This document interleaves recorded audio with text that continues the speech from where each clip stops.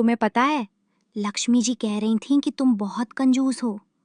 अरे झूठ बोलती हैं वो। मैंने तो पूरा कैलाश तुम्हारे नाम कर रखा है। हाँ हाँ, जिस पर बर्फ के अलावा कुछ उगता ही नहीं। कम से कम एक हीटर तो लगवा देते। हीटर? देवी, हीटर लगाने से पहले उसके लिए बिजली चाहिए, और बिजली के लिए ट्रांसफॉर्मर, और ट्रांसफॉर्मर के लिए मंजूरी। महादेव! अच्छा अच्छा ठीक है, हीटर की जगह मैं अपना तीसरा नेत्र खोल दूं, 1 सेकंड में पूरा कैलाश गर्म हो जाएगा। रहने दो, आपकी गर्मी तो सिर्फ तांडव के टाइम आती है। बस बस, समझती हूँ आपकी बातें।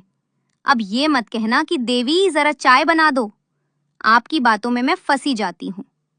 मैं तो बस ये कहने वाला था कि अरे देवी, आज चाय नहीं। आपकी मुस्कान देखते ही पूरी दुनिया गर्म लगने लगती है। महादेव, देखो, फिर फंसा लिया अपनी मीठी बातों में।